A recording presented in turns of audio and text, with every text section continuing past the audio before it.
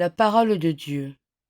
Jésus disait à ceux des Juifs qui croyaient en lui, si vous demeurez fidèles à ma parole, vous êtes vraiment mes disciples. Alors vous connaîtrez la vérité, et la vérité vous rendra libre. Le commentaire. Dans l'Évangile, nous voyons Jésus rencontrer parfois de la résistance.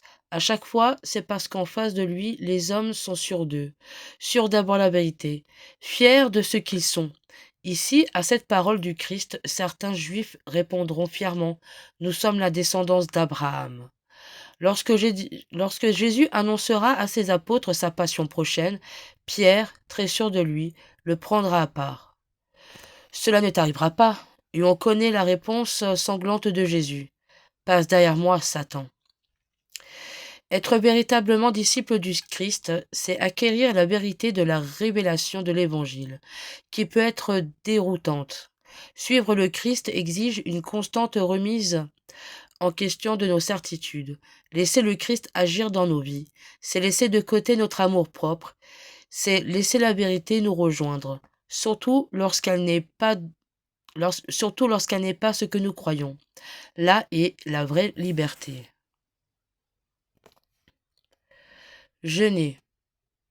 Jésus met en lumière la raison profonde du jeûne en stigmatisant l'attitude de certains pharisiens qui observaient avec scrupule les prescriptions imposées par la loi, alors que leur cœur était loin de Dieu. Le vrai jeûne, répète-t-il, consiste à faire la volonté de Dieu qui voit dans le secret. Jésus en donne l'exemple en répondant à Satan. L'homme ne vit pas seulement de pain, mais de toute parole qui sort de la bouche de Dieu. Le vrai jeûne a donc pour but de manger la vraie nourriture, qui consiste à faire la volonté du Père. Notre jeûne est le signe de notre confiance en la bonté et en la providence du Père. À l'école de Sainte Faustine, de son petit journal au numéro 476. J'ai entendu intérieurement ces paroles. Chaque fois que tu entres à la chapelle, récite tout de suite la prière que je t'ai apprise hier, pendant 9 jours, sur un chapelet de la même manière suivante. D'abord un Notre Père, un Je vous salue Marie et un Je crois en Dieu. Puis, sur les grains du Notre Père, tu diras Père éternel, je t'offre le corps et le sang, l'âme et la divinité de ton Fils bien-aimé, notre Seigneur Jésus-Christ, en réparation de nos péchés et de ceux du monde entier. Sur les grains de l'Ave Maria, tu diras, par sa douloureuse passion, sois miséricordieux pour nous et pour le monde entier. À la fin, tu réciteras 3 fois ces paroles. Dieu saint, Dieu fort, Dieu éternel, aie pitié de nous et du monde entier. Résolution. Je n'ai plus d'excuses. Le rapport nombre de grâces, temps passé à prier m'invite à prier chaque jour, autant que faire se peut, le chapelet de la divine miséricorde, et si possible, à 15 heures. Priez.